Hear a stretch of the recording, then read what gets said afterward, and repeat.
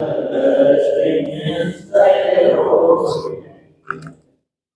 यह प्रश्न उपस्थित होता है कि क्योंकि उसके पहले वो दो गाथा अतिरिक्त गाथा, लेकिन उनको अपन सामान्य रूप से पढ़े नहीं रहे, वो किस तरीके से, अभी हम ज्यादा नए लोगों के हिसाब से इस टाइप की टीकाओं को ज्यादा क्वेश्चन मार्क खड़े नहीं कर रहे हैं, हम केवल सामान्य रूप से ले रहे हैं इनको।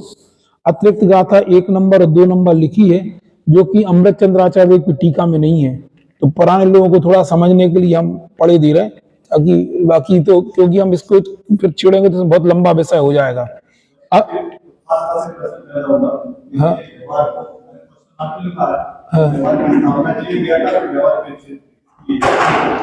कौन सा 11वीं गाथा व्यवहार मतलब हाँ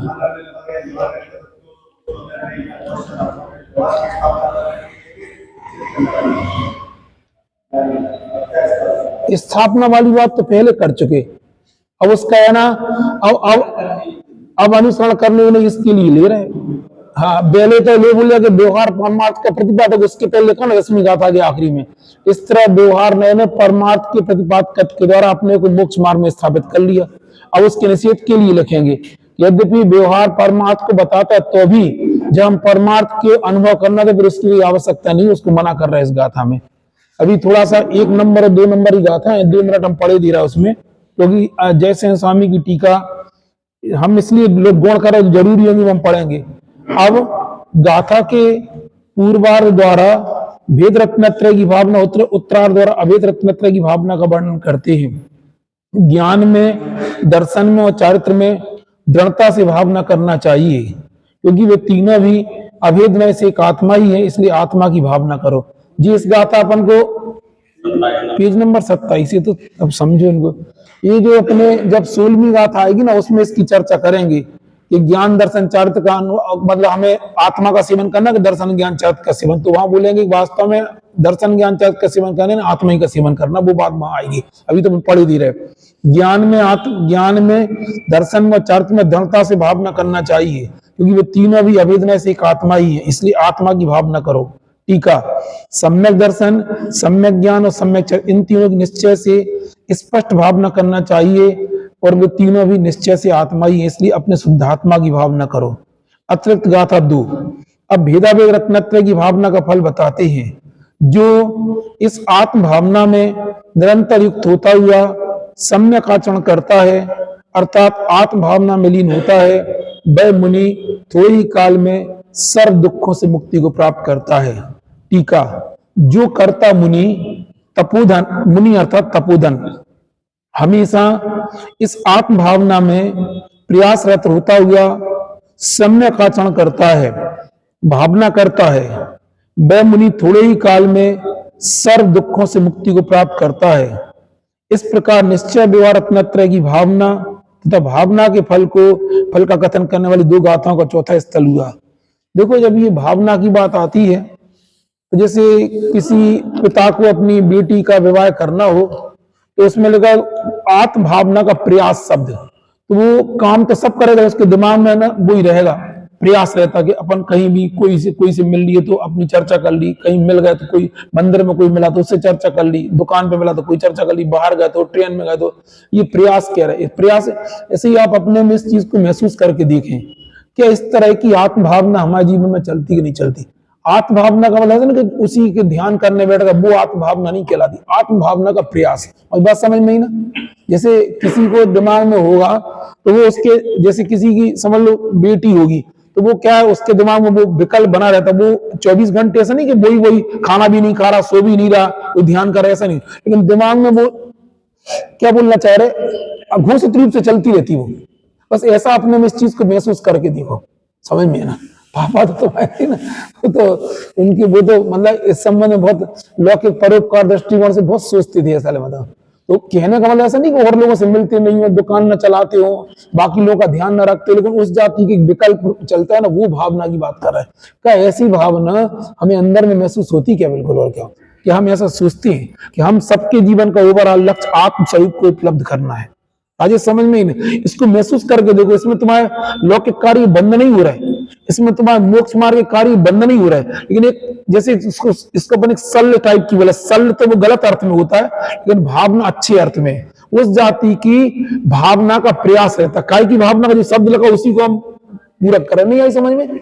अब हम नहीं बोलना चाह रहे जैसे किसी को दुकान खोलना हो, बिजनेस शुरू करना हो, स्टार्टअप वगैरह, तो वो कई महीनों सालों पहले से उसका उस जाति का क्या करना है, कैसे करना है, बार बार वो चीजें ऐसे किसी को अंदर से वो होती ना, सपने में भी उस जाति के भाव होते, ये भी लिखा है। इस चीज इस भाषा पे अपने को कसौटी पे कस के देखो क्या ऐसी भावना वो चलती है, क्योंकि ये बात पक्की है, अनंत कष्टों का अंत काय के द्वारा होगा, आत्मस्थिरता द्वारा होगा।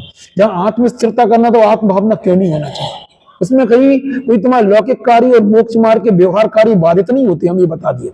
भाई समझ में ही ना, हमने उदाहरण इसलिए दिया क्योंकि हमने कई लोग इस जाति से महसूस करके देखा, पहले मोबाइल थे नहीं, पहले कोई फोन भी बहुत ज्यादा नहीं होते थे, तो अधिकांश एक दूसरे से मतलब ना चर्चा करके, वार्ता कर, रिश्तेदारों से मिल के, कहाँ मिलेंगे, मंदिर में मिलेंगे, पंच कल्याणक में मिलेंगे, या और किसी रिश्तेदारों के घर पे मिलेंगे, कहीं भी मिल गया तो वो उस तरह के उनकी चर्चा वार्ता चलती थी। ये काय का प्रतीक था कि उसके अंदर वो भावना चल रही है, समझ में ना। ये हम बहुत सारे दृष्टांत है हमारे पास, हम उसको बोलना नहीं चाह रहे, समझ में आना कि किस तरीके से बुजुर्ग लोग उनके दिमाग में, हम उसको मतलब व्यवहारिक दृष्टि से उसको शल्य कहा जाता संजय, लेकिन परमा दृष्टि से यहाँ पे उसको भावना के प्रतीक के रूप में सबको पता है।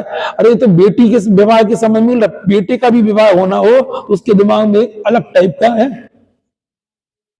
हाँ, बस हम भी आपसे महसूस कर रहे हैं, आप यदि आत्मार्थी हैं पर मुमुक्षु, यदि मोक्ष का प्रयास अपने जीवन में चल रहा है, इस तरह की भावना, मतलब नया आत्म भावना का प्रयास क्या रहे।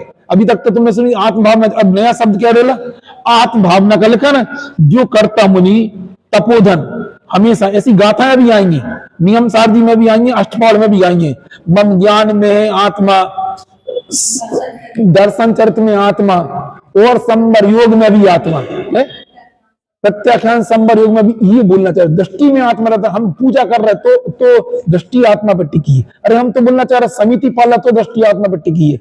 ये क्योंकि हम निरंतर, आजकल तो इसके बहुत अच्छा शब्द, एक व्यक्ति की एक संतान होती है, वो सब कुछ उपक्रम चाहे कुछ भी करेगा तो उसी को दृष्टि में रख के करेगा। एक दो बच्चे होंगे ना, उनकी सारी की सारी कहाँ होती, दृष्टि में वही बना रहा, तो वो सारे कार्य उसी के अनुरूप होते, कब उठना कब जाना, तो दृष्टि तो उसका उत्थान कैसे हुआ। क्या हमें इस जाति के भाव अपने जीवन में चलती है?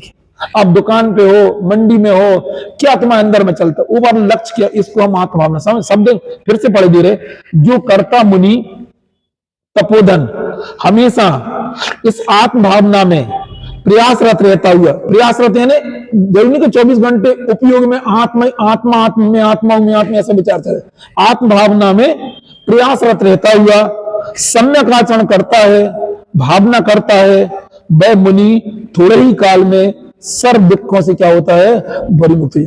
बोले जब उनके लिए बात लिखी तो हमें क्यों नहीं करना चाहिए, हम ये बोलना चाह रहे हैं। हम तो बोलना चाहिए इस कसौटी पे अपने आपको अच्छा शब्द मिल गया, जैसे स्वामी कई शब्द बहुत मार्मिक है, हम बहुत ज्यादा आपको उसमें उलझाना नहीं चाह रहे शाब्दिक शब्दों में, और बहुत ज्यादा टीका में नहीं उलझाना चाह रहे, जहां जरूरत पड़ती है हम जरूर पढ़ेंगे। ऐसे शब्द पे हमारी दृष्टि टिक जाती है, इसलिए हमें अच्छा लगता है कि इसमें इतना सुंदरतम वाक्य लिखा है। आत्म भावना जगह जगह लिखा है, आत्म भावना का प्रयास रहता है, तो प्रयास रहता है मतलब स्वाध्याय कर रहे, करते करते अपने को उपयोग अंतर्मुख आत्म भावना अपने आप बन जाती है। आप पूजा करते हो तो पूजा करते करते अल्टीमेटली पूजा का उद्देश्य हमारा क्या है, आपने अभिषेक किया, अभिषेक का उद्देश्य क्या था, केवल पानी, केवल भगवान के पास जल डालना उद्देश्य था, क्या उद्देश्य था। तो ये सब जगह आपको क्या चलेंगे, इस तरह के इस जाति के प्रयास, क्या बोलना चाहिए, अघोषित प्रयास चलते हैं, जिसको कोई हमें कोई कहता नहीं है, ये स्वप्रेरित होकर, स्वप्रेरित शब्द में स्वप्रेरित यानी स्वयं, स्वप्रेरित शब्द का अर्थ क्या होता है, वो तो अपने आप तो ठीक है, उसकी कोई बाहरी व्यक्ति हमें प्रेरणा नहीं करता, क्योंकि हमें पता कि हमारे अनंत दुखों का अंत काय के द्वारा होगा, इसी के द्वारा होगा, इसलिए हमें ये प्रयास ऑटोमेटिक चलते हैं और मेरे जीवन में चलना चाहिए, समझ में ऐसा, ठीक है ना। तो इस प्रकार फिर से एक शब्द पढ़े दे अशोक भाई साहब, समझ में आ रही, अनचाहे में अपना प्रयास चलता है, मतलब और प्रयास तो औपचारिक लगेंगे आपको जीवन में, लेकिन अपने जीवन का ये वाला प्रयास हमेशा चलती रहना चाहिए। कौन सा वाला प्रयास बीरन भाई साहब, कौन सा वाला प्रयास, आत्म भावना। आप सामायिक में बैठोगे, सामायिक का आपने पाठ पढ़ लिया, प्रेम भाव सब जीवों से, जो भी पढ़ना था, जो भी आपने पूर्व दिशा, पश्चिम दिशा, इन सब के बीच में करने का उद्देश्य क्या है? तो स्वतः ही से क्योंकि आपको ये दिमाग में अंदर से बैठ जाए हमारे अनंत कष्टों का अंत काय के द्वारा होगा? आत्मस्थिरता के द्वारा। इसके बाद कोई दूसरा जितनी भी बातें कर लो, चाहे सात साधन व्यवस्था की बात कर लो, चाहे तुम्हें जो कहना कर लो, वो सब जनागम के पहलू है। एक स्थिति ऐसी आएगी, ये कुछ नहीं होगा आपके साथ में, केवल आप होंगे और आपकी परिणति होगी बस। हम माइंड रूप से, इस रूप से कभी कभी मोबाइल को भी जो प्रवचन सुनते हैं, दूसरों की प्रेरणा, सब एक तरफ कर दो, कभी जिनवाणी से भी दूर हट के देखो, फिर आपको क्या लगता है? फिर आपको क्या पुरुषार्थ होता है? क्या आपको अंतर्मुखता का पुरुषार्थ चलता है? क्या आपको मार्ग अपना स्पष्ट दिखाई देता है? क्या आत्म तत्व स्पष्ट दिखाई देता है? क्या हमें स्थिरता की भावना होती है तो समझना कि हमें दृष्टि प्राप्त हुई है। कब? जब किसी की कोई प्रेरणा ना हो, जब कोई जिनवाणी आपके सामने ना हो, तब उसके बगैर भी क्या ऐसी आत्मभावना बनेगी? तब जब आत्मदृष्टि में आएगा, अपना कॉन्सेप्ट क्लियर होंगे, हमें लगेगा कि हम आत्मा है, हम शरीर नहीं है। तो फिर अपने ये बगैर किसी बहिरंग प्रेरणा के, बहिरंग साधन के भी क्या ऐसी भावना मेरे जीवन में चलती है तो लगाना बिल्कुल होगा। तो हमें वास्तव में आत्मदृष्टि प्राप्त हुई, इसके लिए हमें इतना सा कहना था, समझ में ना ज्यादा।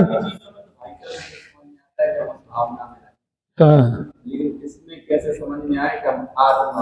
जो हम जो बोलेंगे वो हमारा उदाहरण ही होगा। हम एक कोई चीज को, कल पता नहीं कौन बोल रहा था, बोले उदाहरण से, तो उदाहरण तो वास्तव में एक कंटाले के समान है, लेकिन भावना इसको तो स्वयं इस सेल्फ फीलिंग की चीज है।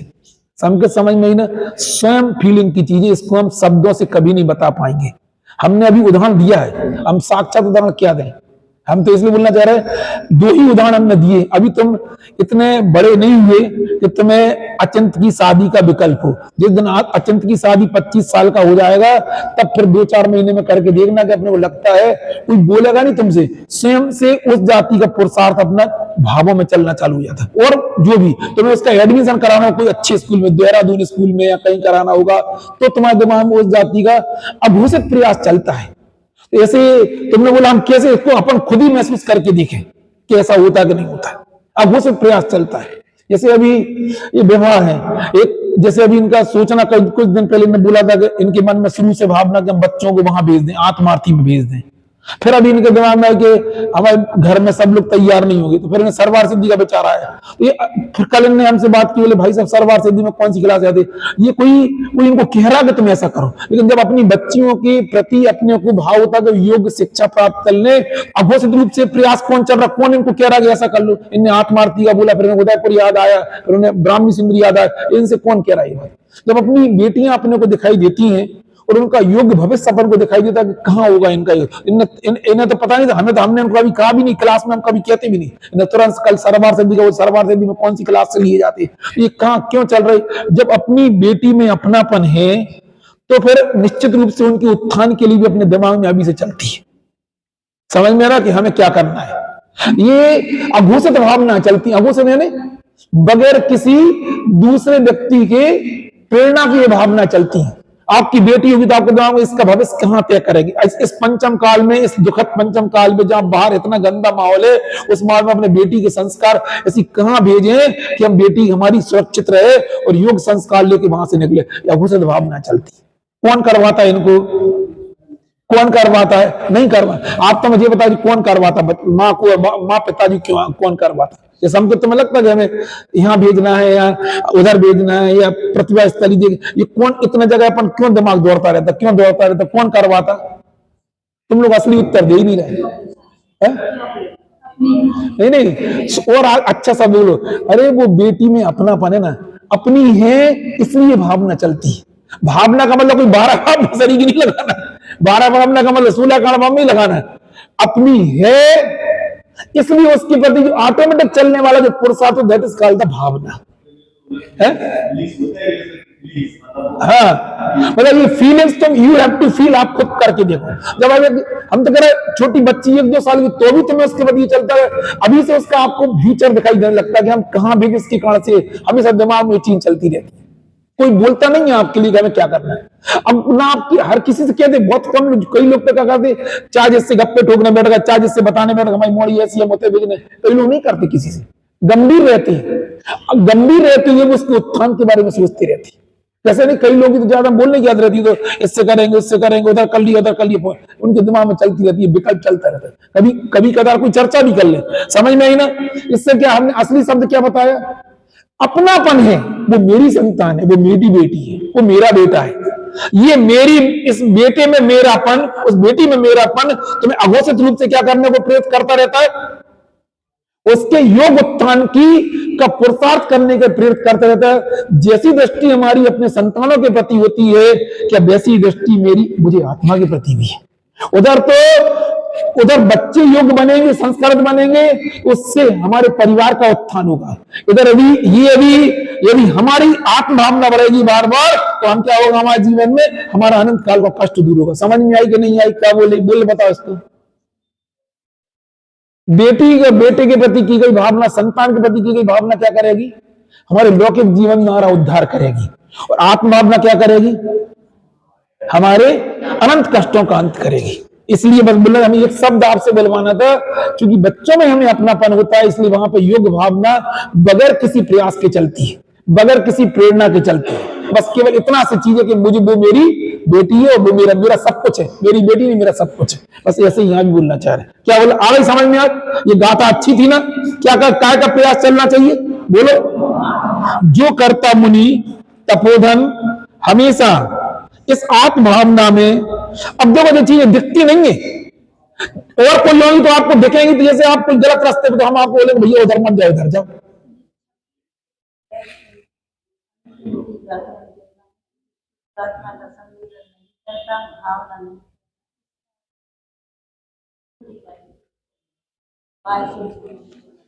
एक मिनट,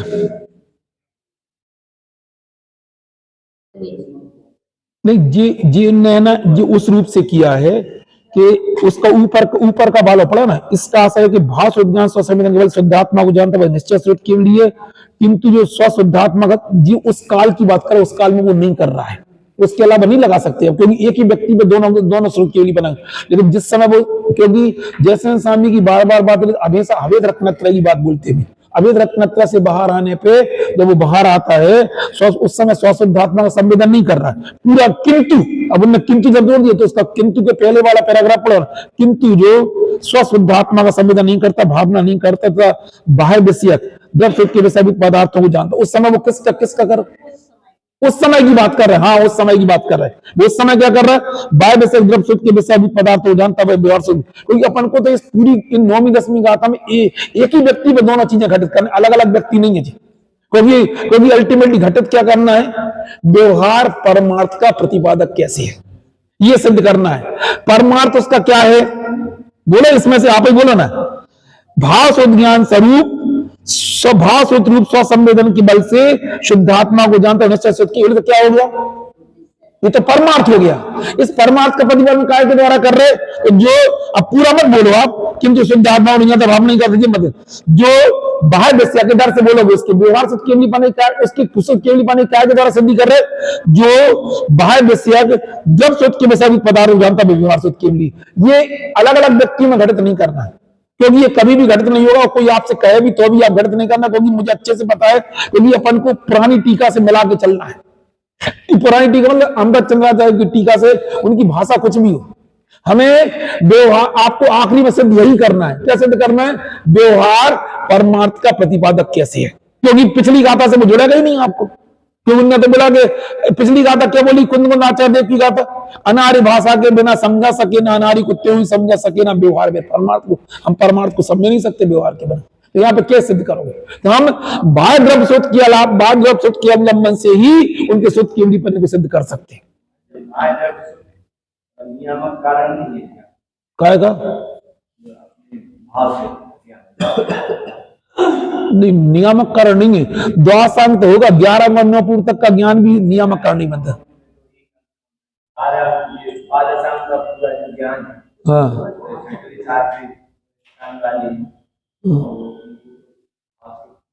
हाँ होगा ना, इन द्वासांग का ज्ञान तो नहीं।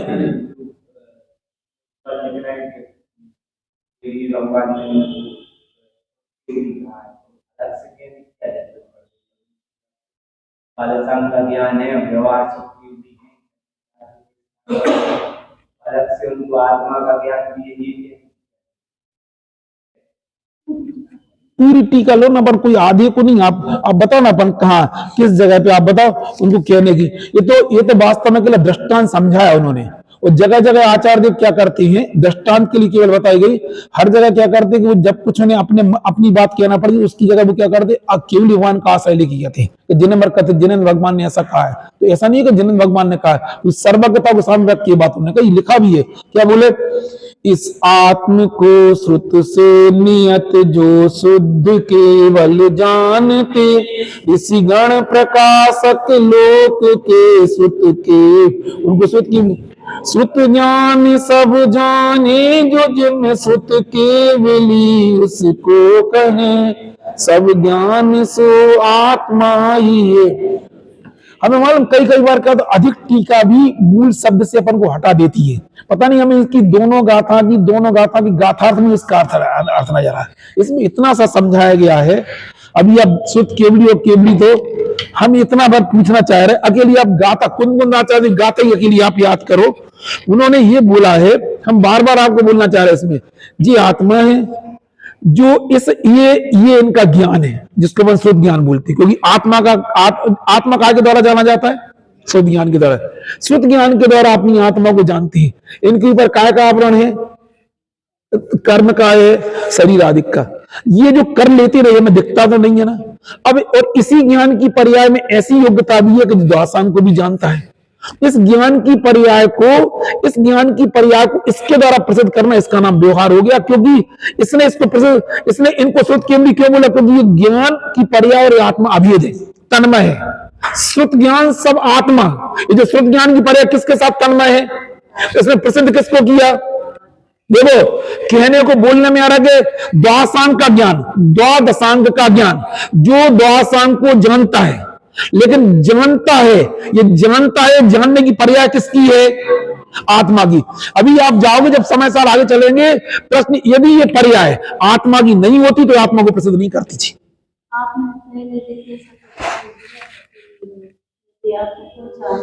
हाँ हाँ,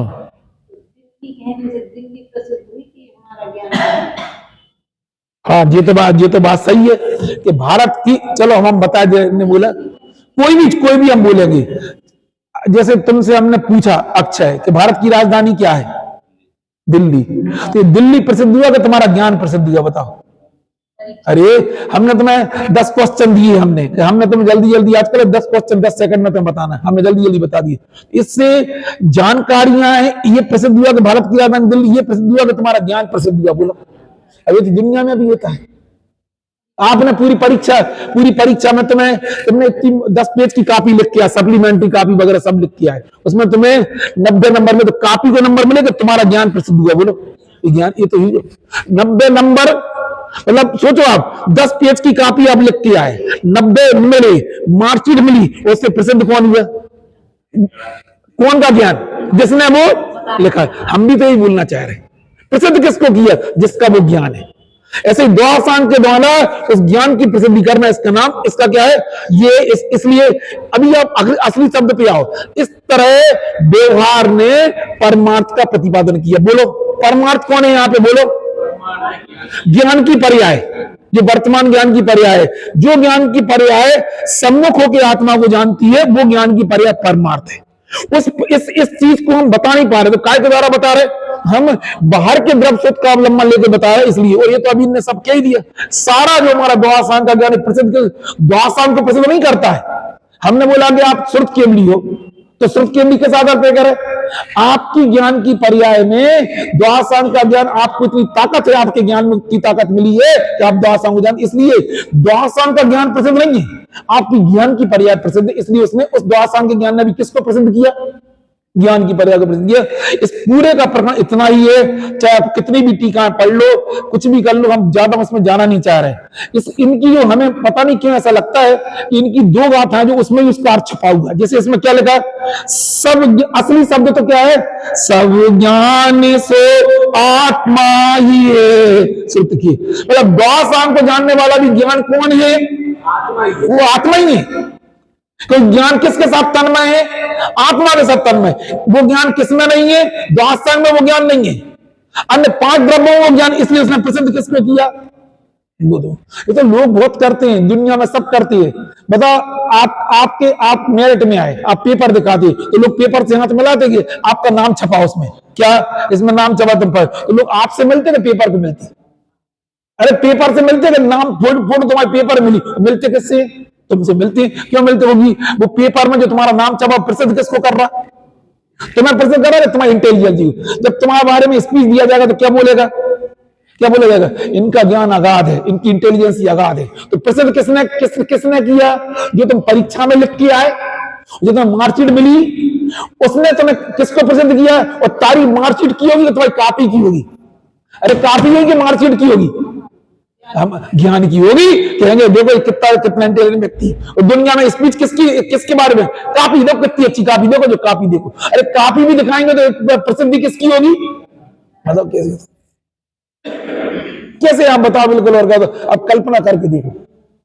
इसलिए मालूम, इसलिए विद्वानों का जो सम्मान होता है ना, वो कभी भी सम्मान ना बाहर चीजों से नहीं होता है।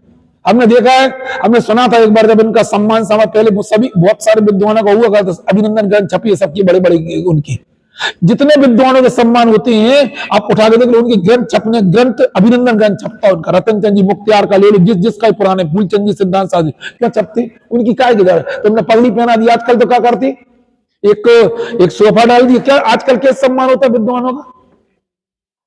अरे कैसे होता है? एक पगड़ी पहना दी, एक कौन सा वस्त्र डाल दिया है, वो असली सम्मान है उनका। अब पुराना उठा के देख लो, बड़े बड़े विद्वान जो प्रकांड विद्वान हो गए, उनका सम्मान के संबंध में सोचता था, हमें आज ये बात समझ में आ रही कि उनका असली सम्मान वो तो तुमने तात्कालिक कर दिया। 7 दिन तक चला था उनका सम्मान। इनका जगन मोहन लाल जी का किसका सतना में चला था, एक कुंडलपुर में चला था। तो लोग बता रहे थे कि वो ऐसे नीचे सिर करके बैठे रहते, उनको अंदर में सब अच्छा नहीं लग रहा था। क्यों नहीं करती है? क्योंकि उसमें अभिनंदन ग्रंथ में छपा क्या जाता है? उनका साहित्य छपा जाता है कि उनने क्या लिखा, उनने किस पर विचार किया। कभी भी कोई कपड़े पहना के, चांदी की अंगूठी देख के, 25,000 रुपए देख के इनसे कोई सम्मान नहीं होता, और लेते भी नहीं है कोई। उनका सम्मान का उनके साहित्य से होता है। हम भी आपसे बोलना चाह रहे, सम्मान है उनके ज्ञान का, जो उन्हें ज्ञान में अर्जन किया है, और सब काय के द्वारा करते, उनका जो ज्ञान बाहर में उन्होंने की उसके द्वारा भी नहीं। लेकिन सम्मान हमेशा किसका होगा? अंदर की उनकी ज्ञान की उपलब्धि का होगा। इतना ही कहना चाह रहे।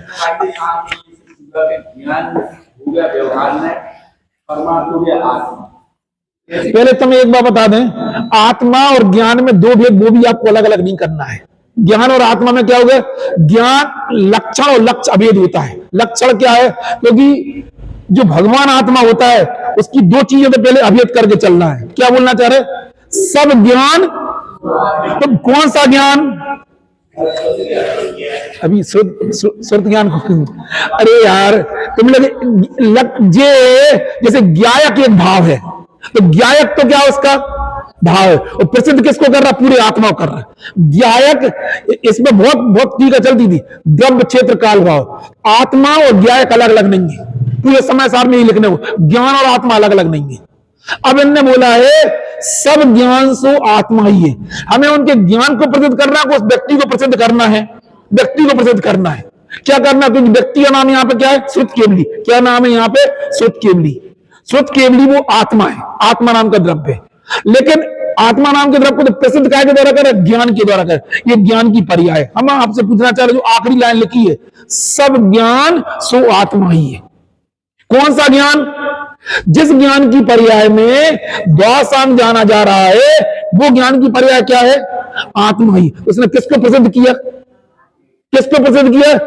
इस ज्ञान, जो ज्ञान द्वासांग को जानता है, वो ज्ञान किसके साथ तन्मय है? आत्मा के साथ तन्मय। इसलिए उसने प्रसिद्ध किसको किया है? आत्मा को। क्यों करना पड़ा ऐसा? परद्रव्य का अवलंबन क्यों लेना पड़ा? इसलिए लेना पड़ा क्योंकि जो इस शुद्ध ज्ञान के द्वारा आत्मा को जानते हैं, वे शुद्ध के लिए इस परमार्थ का कथन करना असक्त होने से जो द्वासांग को जानता है, वो शुद्ध के लिए इसने वास्तव में किसको प्रसिद्ध किया? इसने। और वो ज्ञान किसके साथ तन्मय है? वो ज्ञान द्रव्य से तन्मय नहीं है, वो ज्ञान 5 द्रव्यों से तन्मय नहीं है, बल्कि वो ज्ञान आत्मा के साथ तन्मय। इसलिए प्रसिद्ध किसको किया? अल्टीमेटली उसने आत्मा को ही प्रसिद्ध किया। हाँ बोलो। आचार्य देव ने कहा आत्मा कहो या ज्ञान।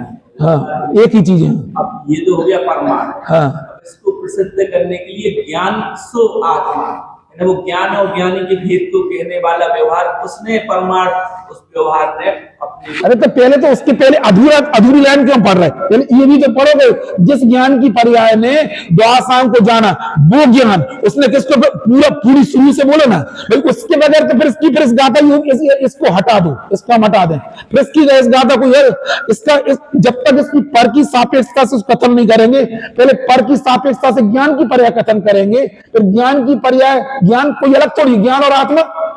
उसने किसको प्रसिद्ध किया?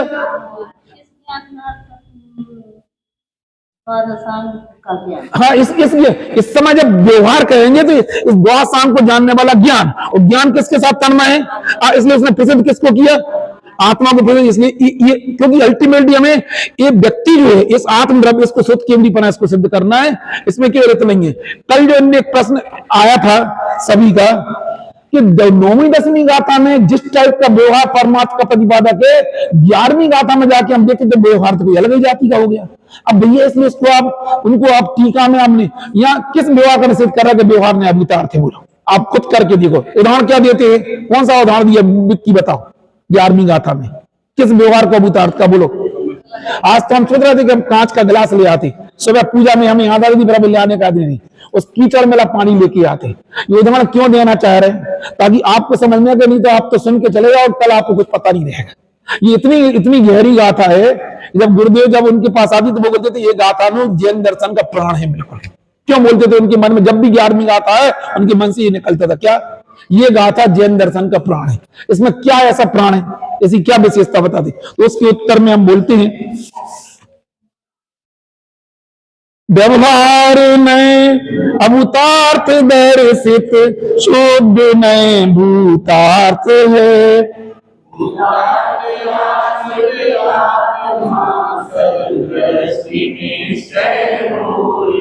अब यह प्रश्न उपस्थित होता है कि व्यवहार को अंगीकार नहीं करना चाहिए, किंतु यदि परमार्थ को कहने वाला है, हमें वो व्यवहार नहीं चाहिए जो स्वतंत्र व्यवहार है। मैं कौन से व्यवहार की बात कर रहे हैं यहाँ पे? जो परमार्थ को बताने वाला है। यदि वो परमार्थ को बताने वाला ऐसे व्यवहार क्यों हमें अंगीकार नहीं करना चाहिए? उसके उत्तर भैया बहुत जल्दी उसका उत्तर नहीं मिलेगा, वो आपको भावार्थ जान, क्योंकि उसका फल संसार है, अभी बताएंगे, हम वहां तक पहुंचाना चाह रहे हैं। कौन से व्यवहार को अंगीकार नहीं करना चाहिए? जो व्यवहार, फिर से बोलना, जो व्यवहार परमार्थ का प्रतिपादक है, उस व्यवहार को हमें अंगीकार क्यों नहीं करना चाहिए? हम आपसे पूछना चाह रहे हैं, यहाँ व्यवहार कौन से व्यवहार की बात कर रहे हैं? यदि जिन्मानी की अपेक्षा देखा जाए तो अभी हम भेद रूप व्यवहार की बात नहीं कर रहे, अब भेद रूप व्यवहार की बात हम अलग करेंगे, दर्शन ज्ञान चाहे। अभी तो पहले उदाहरण उन्होंने काय का दिया है, जैसे व्यवहार में अभूतार्थ है और शुद्ध में भूतार्थ है, ऐसा ऋषि स्वरों ने बताया है। जो जीव भूतार्थ का आश्रय लेता है वह जीव वास्तव में सम्यक दृष्टि है। अभी तो हम ये बोलना चाह रहे थे, मैं सम्यक दृष्टि बनना का नहीं बनना, अक्षय बनना का नहीं बनना। क्यों बनना सम्यक दृष्टि? अभी नहीं बोला हमें पर्याय नहीं चाहिए, हम तो द्रव चाहिए, अभी ऐसी बात है नहीं बोलना। व्यवहार से कोई पूछना चाहे तो क्यों बनना, राकेश बताओ, सम्यक दृष्टि बनना कि नहीं बनना? बनना होगा तो ये गाथा अच्छी लगेगी तो नहीं बनेगी, छोड़ के चले जाओगे। ऐसी गाथाएं हम लोगों को 20 साल से हमारे जीवन का प्राण बन चुकी है। गाथा वाली हम इसको बंद कर दो, हम उसके बगैर भी आपको इसको सम्यक दर्शन क्यों चाहिए बोलो? क्यों चाहिए बोलो? इसके लिए आप याद रखना, दंसण मूलो धम्मो। एक मिनट, राजेश क्या अर्थ है इसका नाम दंसण मूलो धम्मो? दो शब्द आते हैं, चारित्रम खलु धम्मो और दंसण मूलो धम्मो। क्यों चाहिए हमें बोला सम्यक दृष्टि क्यों बनना आपके लिए? अपने मतलब जो आपको उत्तर आता वो बोलो। और एक जगह और आता कि ना, याबिन ज्ञान चरित्र, क्या लिखा वो पूरी, याबिन ज्ञान चरित्र, याबिन। ये अभी 2-3 दिन पहले इन्हीं ने समय सागर महाराज जी ने एक प्रवचन बोला था, मतलब एक निर्गंत मुनिराज 6 लाख के लिए ये वाली लाइन बोल के पूरा प्रवचन किया था। इसका मतलब क्या उनके दिमाग में भी इससे ये अंतर नहीं पड़ता कि 6 लाख दौलत राम ने लिखी है, उसमें वो स्वयं प्रवचन किए उन्होंने ये बोला कि शुरुआती की थी मंगलाचरण करने के बाद में कि 6 लाख की एक पंक्ति आई है या बिन ज्ञान चरित्र। पूरी लाइन फिर से बोलना। मोक्ष महल की प्रथम सीढ़ी या बिन ज्ञान चरित्र। एक एक एक स्वयं इतने संयम, इतने ऊंचे पद पर रह के यदि किसी ग्रस्त व्यक्ति की यदि छेड़ाला का रेफरेंस दे के पूरा प्रवचन कर दे, इसका मतलब कुछ होना चाहिए। काय में छेड़ाला भी बोलना चाहिए, नहीं समझ में। हमें केवल इतना बताना, हम यदि किसी व्यक्ति का किसी रेफरेंस बना उसका कोई कारण होता है, इसलिए हम बताना चाह रहे हैं। हमें अच्छा लगा, शुरुआत उन्होंने यही से की। कुछ बोला उन्होंने? हाँ, इनने बोला छेड़ाला सर्वमान ग्रंथ है। चलो हमने बोल दिया, इसीलिए तो मैं सर्वमान नहीं लेके तो हम यहाँ पे सब बातें कर रहे हैं। मतलब उन्होंने बोला, अच्छे से बोला, पूरा प्रवचन उन्होंने आजकल छोटे छोटे प्रवचन 30-35 मिनट का इसी पे किया। इसका क्या अर्थ है? मोक्ष महल की प्रथम सीढ़ी या बिन ज्ञान चरित्र। राकेश जी याद है जी पंक्तियां कहाँ की हैं? कहाँ की हैं? छेड़ाला की। Very good. अब कौन से प्रीति तुम्हें पता है इस लाइनों का क्या अर्थ है? फिर से बोलना चाह रहे। मोक्ष महल की प्रथम सीढ़ी या बिन ज्ञान। आगे हम नहीं बोलेंगे, इसका अर्थ बताओ तुम्हें बताओ। अच्छा, जिनसे पूछो, हाँ बोलो, क्योंकि आगे पीछे बता दोगे तो उत्तर तुम लोग बता दोगे, फिर नकल ऐसे आके आदि कराई जाती है। तुम बोलो बोलो।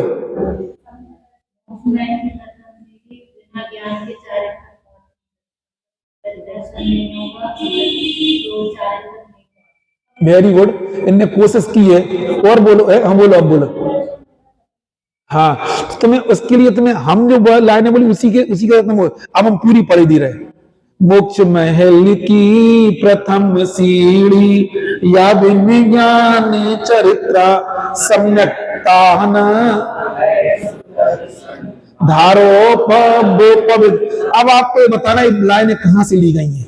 अब बताओ तुम क्या बोलना चाह रहे?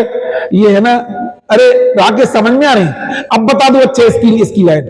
अच्छा एक और बता दो, जब तुमसे प्रश्न ही पूछ रहे हैं, ये छेड़ाला मम्मी वगैरह रोज छोटे में रटवाई थी हम लोगों के लिए, इसलिए अब हमें तुम्हें रटवाई थी क्या? याद थी, फिर भूल क्यों गए? अच्छा भैया जय जिने क्या बोलना चाह रहे? सुनो, आखिरी छंद है काय का? छेड़ाला का। क्या लिखा है? मोक्ष महल की प्रथम। इसके ऊपर और सुन लो, सुनो हम और अच्छी बातें सुना रहे हैं। प्रथम नरक बिन सडभु ज्योतिष मान भवन संड नारी थावर विकलत्र पशु में नहीं उपजत सम्यक धारी तीन लोक तिहु काल माहिन दर्शन सो सुखकारी सकल धर्म को मूल यही इस बिन करनी दुखकारी। अर्थ हम आप लोगों से पूछेंगे, इतनी हिंदी का अर्थ भी नहीं बता पाओगे तो फिर हमें सोचना चाहिए। यदि ये बातें सुनने के बाद में आपको आज जिज्ञासा रहेगी तो आप इसको पढ़ के आओगे। जो लाइन हम रिपीट कर रहे हैं, ये लाइन केवल पढ़ने के लिए नहीं पढ़ा रहा, कोई भजन नहीं है जो हम इसको याद करवाना चाह रहे हैं। इतना गहरा चिंतन है, इससे गहरा चिंतन कोई हो नहीं सकता, हम ये बोलना चाहते। और इसी बात को उन्होंने प्रवचन किया था, और उन्होंने पूरा नहीं बोला था, इतना बोला था। आज हम इस पॉइंट पर चर्चा करेंगे। क्या बोलना चाह रहे? मोक्ष महल की आप है ना, आप लोग पढ़ो नहीं हमारे साथ, आप चिंतन करो, आप जिससे उत्तर दे पाओ। मोक्ष महल की प्रथम सीढ़ी या बिन ज्ञान चरित्र सम्यक तान लय सुदर्शन धारो पवित्र बल समझ सुन चित। संकेत काय में देख रहे हैं? लिख रहे? चलो अच्छी बात है, आजकल तो मोबाइल जल्दी। दौल समझ सुन चित सयाने काल व्रथा मत खोवे यह नर भव फिर मिलन कठिन है ये सम्यक नहीं होवे। प्रीति राजनीति का अंत देख लिया बिहार में, उसकी लड़की कैसे भग गई, चप्पल मार के भगाया उसको। नहीं आई समझ हम तुमसे ये बोलना है चाह रहे हर चीज का। लालू यादव की लड़की को उसी के भाई और लोगों ने चप्पल मार के भगाया है। समझ में आती ना? अनिति का जो पैसा आता है मुझे फलता नहीं है कि अपन काय पे बैठ गए। ये बताना क्यों चाह रहे हैं हम? अभी जो घटनाक्रम बन रहा है अभी 1-2 दिन में, आपको समझ में आ रहा है इसका अंत यही होना है। अपन दूसरों की जमीनें अपने नाम लिखवा के दूसरों को नौकरियां दी हैं, क्या नहीं किया? चारों जो घास फूस कर किसके बोले, जो चारा, जो करोड़ों अरबों रुपए का चारा अपन खा गए, इसका अंत यही होना था। कितना कितना आदमी गले उसका अंत। हमें तो तुम्हें मतलब ये कोई सामान्य घटना नहीं है। बिहार अपने से अपने शिखर जी जुड़ा हुआ है, जहां अपने भगवानों का कोई सामान्य घटनाक्रम नहीं है। तो अपन कितना भी कर ले, अपने ही घर से इतना तिरस्कृत करके माँ बाप के सामने किसी लड़की को, शादी से लड़की को भगाया जा सकता है लोग। देखो अब इसका अंत ही होना, क्योंकि हमने किया यही था। हमने जिस तरीके से कितने दिन तक वो फल फूल सकता परिवार, बोलो मतलब। ये बताना इसलिए चाह रहे, हर चीज का अंत यही होने वाला है। हमारे द्वारा किए गए गलत का इसका अंत एक दिन यही होना है कि उसको, उसकी खुद की लड़की जो बताओ, उसको उसके भाइयों ने, उसके माँ बाप ने, उसको माँ बाप ने किसने भोगा, उसमें ज्यादा डिटेल में नहीं जाना। हर चीज का अंत इसी तरीके से होना है, नहीं आई समझ में। हर गलत का अंत यही होता है। अब हम ज्यादा राजनीति में नहीं भेजना चाह रहे, चूंकि अपने सामने तुम्हें पता होगा, देखने में सब पेपर ही पर में सब तुम देख लेते होगे, तो हम भी बोलना चाह रहे। अब हम ये बताना इसलिए चाह रहे, आत्मन निराशा अंत में बाहर से मिलेगी, पछताने पर भी नहीं हाथ लगेगी। पुण्योदय भी क्षण भंगुर है, ललचाओ की प्रतिकूलताओं से ना घबराओ। और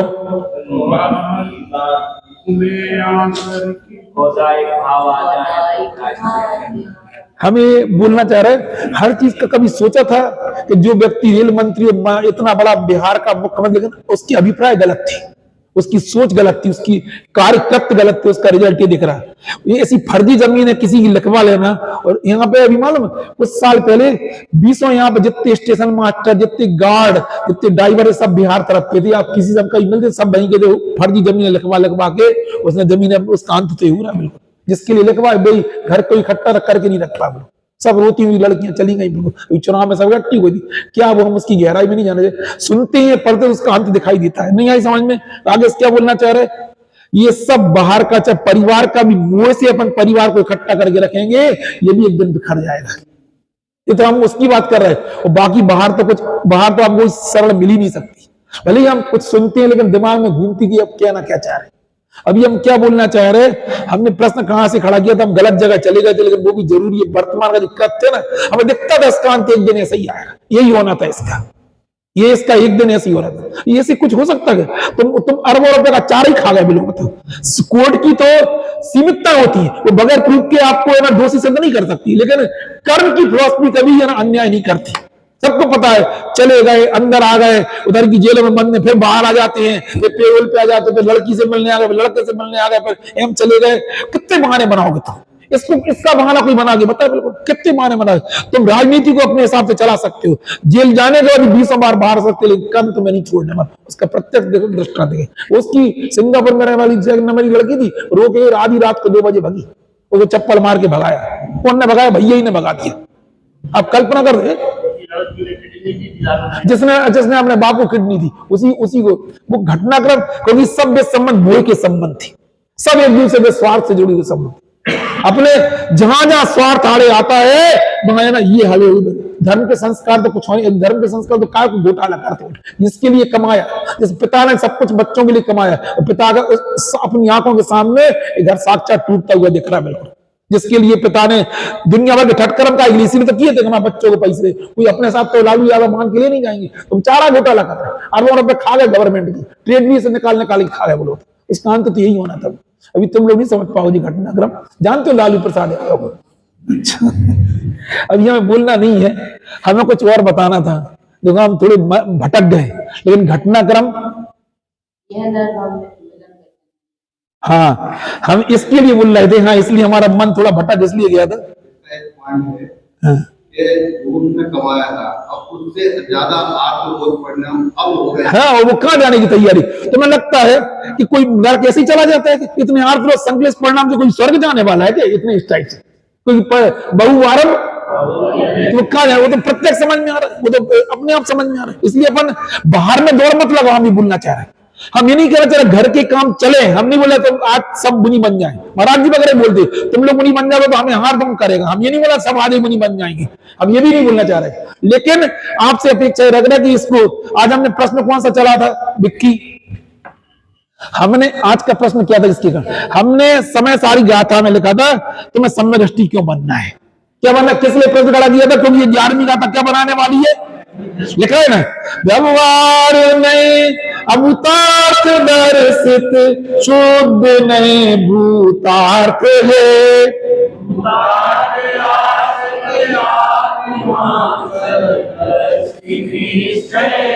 भूतार्थ के आश्रित आत्मा में क्या होता है, सम्यक। अब हमने प्रश्न पूछा कि तुम्हें सम्यक दर्शन क्यों, सम्यक दृष्टि क्यों बनना है, उसके लिए फिर हमने 6 डाला खुलवा दी।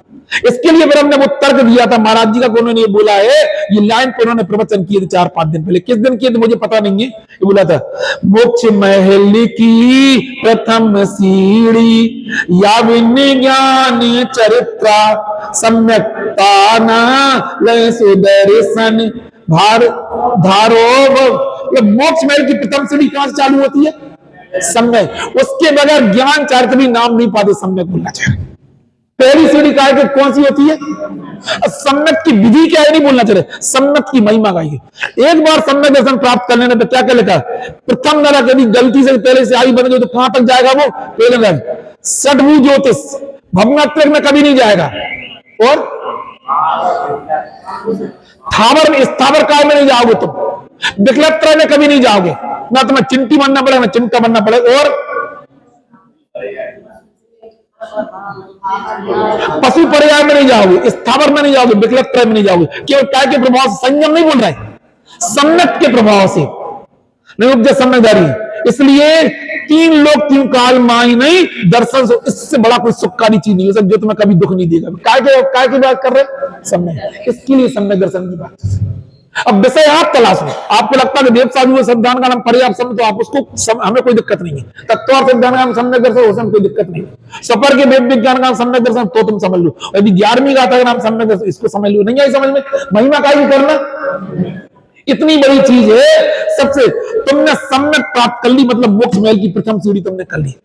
ये है तुम में तीता का, इस पर्याय में कुछ कर सको नहीं कर सको, सम्यक को अपने जीवन में प्राप्त करके जाने, ये बोलना चाह रहे।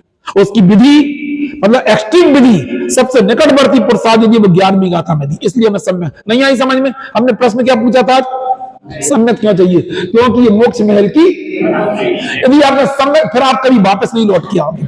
इसलिए हम सम्यक के लिए इतने प्रयासरत हैं। सम्यक के साथ संयम हो तो सोने में सुहागा है, यदि तो नहीं हो पाए तो अपन इसके लिए प्रयासरत रहे। बाकी चर्चा हाँ है, क्या बोले हम, अच्छा लिखा है, क्या लिखा सुना दो। यह सम्यक दर्शन मोक्ष रूपी महल की पहली सीढ़ी है। हाँ, इसके बिना ज्ञान और चारित्र सच्चे नहीं कहला सकते। हाँ, इसलिए हे भक्त जीवों, इससे इस निर्दोष सम्यक दर्शन को धारण करो। हाँ। ये दौलत समझो, सुनो और चेतो। यदि तुम सयाने हो इस समय को व्यर्थ बर्बाद मत करो। अगर सम्यक दर्शन नहीं हुआ तो इस मनुष्य पर्याय की पाना बहुत दुर्लभ है। मोक्ष महल की पहली सीढ़ी कौन सी और क्यों? सम्यक दर्शन मोक्ष महल की प्रथम सीढ़ी, क्योंकि सम्यक दर्शन के अभाव में ज्ञान और चारित्र की कोई कीमत नहीं है, कभी चिंता नहीं। सभी अब इसको घर में पढ़वाना सब लोग है ना।